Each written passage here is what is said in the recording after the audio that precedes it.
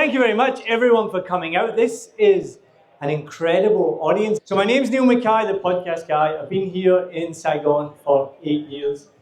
And Zach has asked me to share my story of how I went from starting my own podcast about Vietnam to running my own end-to-end podcast production agency. So that's what I'm going to talk about today. So back in 2019, I'd been a massive podcast fan for many years, and I was bold one day, so I decided that I was going to start my own podcast about Saigon. Now, I wanted to get to know people here in Saigon. I wanted to know their real stories. So lots of you have probably met someone that has a really interesting story, but most people don't know about it. Now, I was an English teacher, and I met lots of English teachers who would introduce themselves as just a teacher. And that really frustrated me because nobody is just a teacher. For one, you're teaching somebody a skill, whether it's English or a subject. That's an amazing thing. So nobody's just a teacher. But also lots of these people had really, really interesting stories. And I wanted to share those stories with people. I wanted to get to know the people that lived in Saigon. So I'd read an article in VN Express saying how many motorbikes were in Saigon. There were 7.3 million motorbikes in a city of just 9 or 10 million people. So I thought it was a funny name. I called the podcast 7 Million Bikes, a Saigon podcast. I got a really shitty microphone. I invited people over to my front room, and I started talking to people, and I just wanted to find out more about them and share their story. Now, when I started, I didn't really have any expectations. To be honest, I thought 15 people would listen to it, and that would be amazing. 15 people are going to listen to my podcast. That's so cool. Thankfully, I got quite a few more listeners than that right away from the beginning. And if anyone else here does YouTube or does podcasts, you'll know what it's like. You sit and you just keep refreshing the button, just watching the numbers go up, 1 every 5 minutes, 2, you're like, oh my God. So I did that in the beginning nearly every day.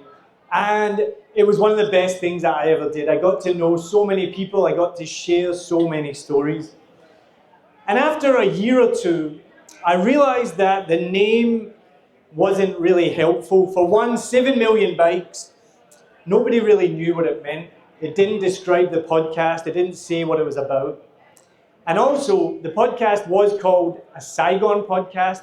By now, I was starting to interview people across the country and actually across the world who were all connected to Vietnam. So I made a big decision.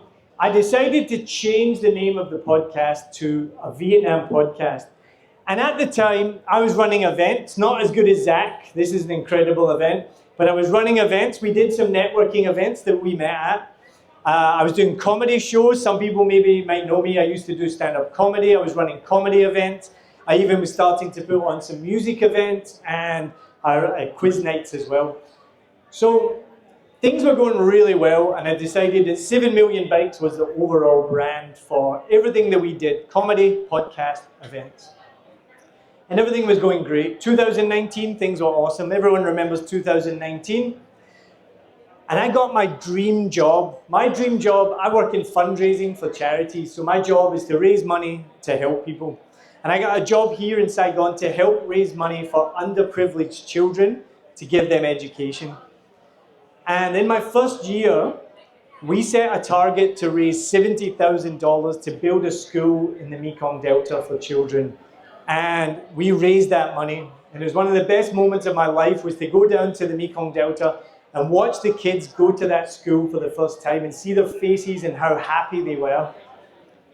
So, 2019, I was doing my dream job, helping give underprivileged children education. And the business was going really well. It was like a side hustle. I was starting to do more shows. The podcast was going well. And then, as we all know, 2020 happened. I'm going to come and join the guys at the back. So 2020 happened, and we all know what happened in 2020, right? We were planning to raise money, raise another $70,000 to build another school. And then we all know what happened in March 2020. COVID hit, right?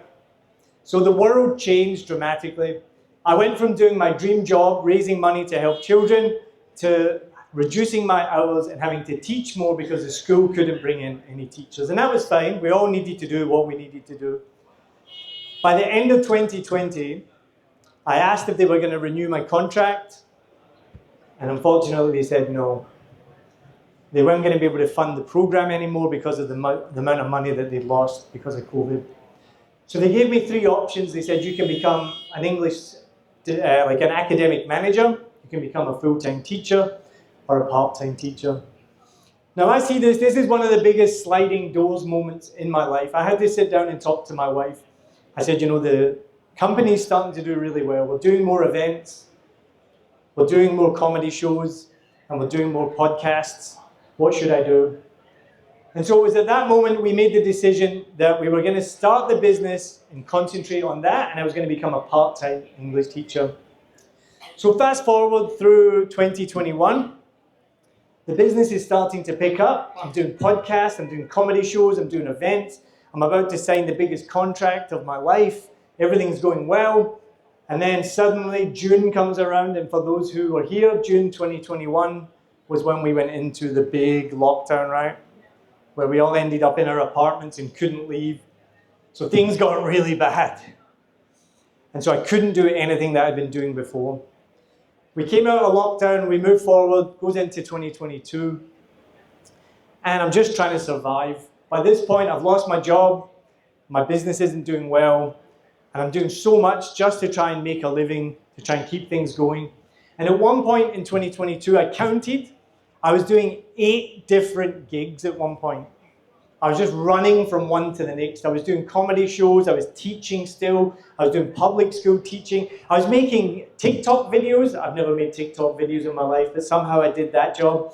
I did an acting gig. I've never done acting in my life. I mean, it's called acting, but it was literally just standing forward, but I did that for 10 hours. I was doing so many different things, and so many people were giving me compliments, like, Neil, that's amazing, you're doing so much. And then I realized I wasn't doing anything well. I was doing lots of things, but I was doing them all badly, and I wasn't making any money. So there was so many challenges that I had to overcome. And then it got to January 2023. I went back to America with my wife. My wife is from America. And that was when I had a bit of a chance to reevaluate where I was at. And I realized I was doing too much. I was saying yes to everything, and I was succeeding at nothing. And I thought, what is it that you really want to do? What is your number one goal? And my number one goal was to help people make podcasts, to help share stories. So when I came back from America, I had a couple of big things that came to me. Because I've heard this advice on so many podcasts, I've read it in so many books, that you need to start saying no. It's one of the best pieces of advice that you can get. I realized that I needed to stop saying yes to everything that came my way, thinking that I could fit it in and do a good job at everything, and I needed to start saying no. And that's one of the most difficult things to do, especially when you've got no money and people want to pay you to do something. So I decided I'm going to start saying no. I'm going to focus on podcasts only.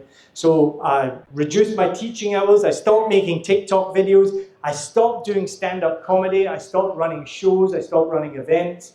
I cut back on everything to focus on one thing. And it was at the same time as well, I realized that I had forgotten something that I know works. And we all know this works. And it's setting goals.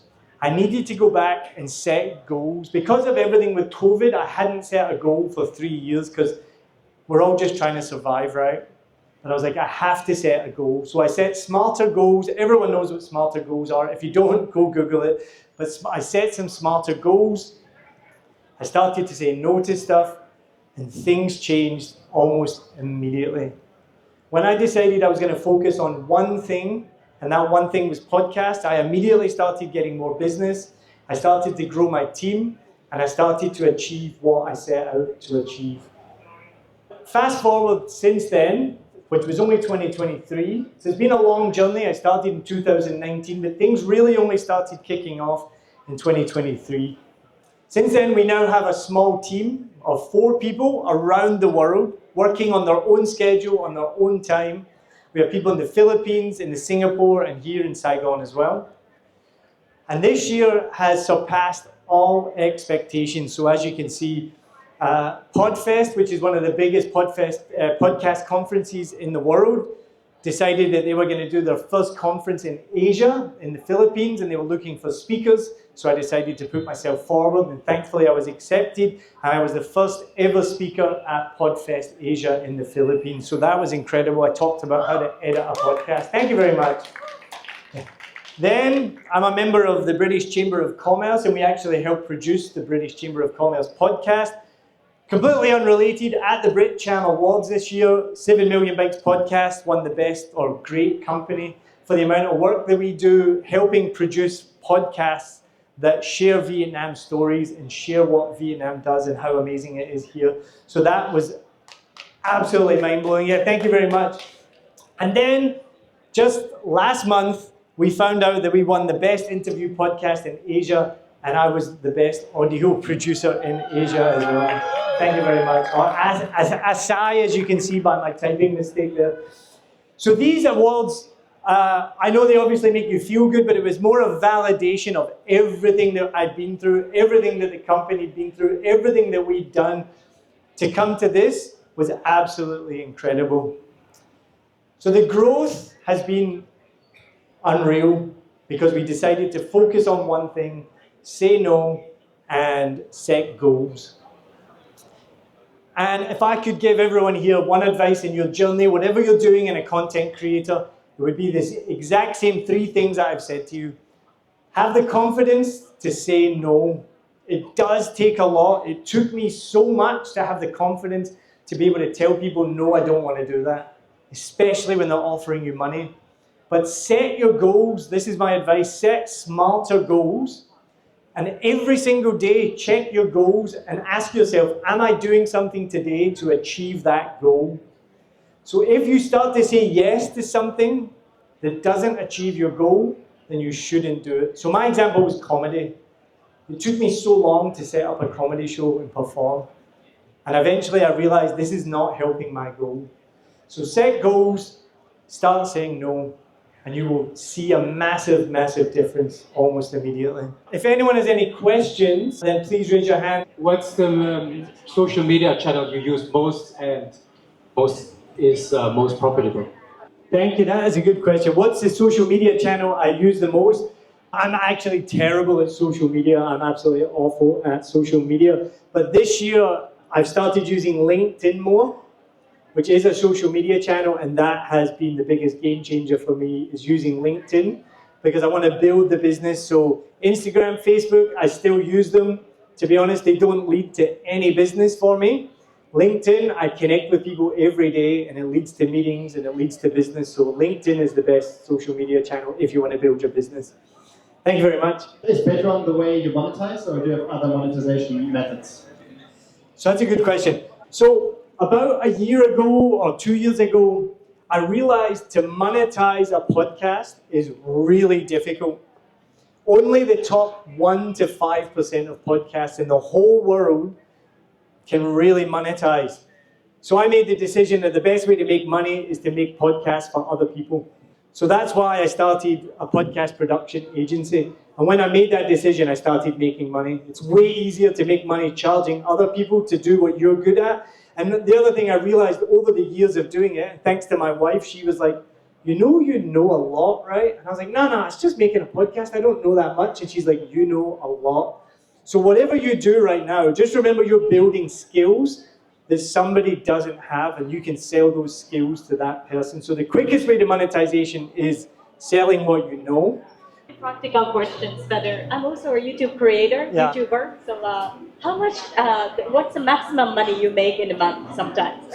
Yeah! Show us the numbers! Yeah.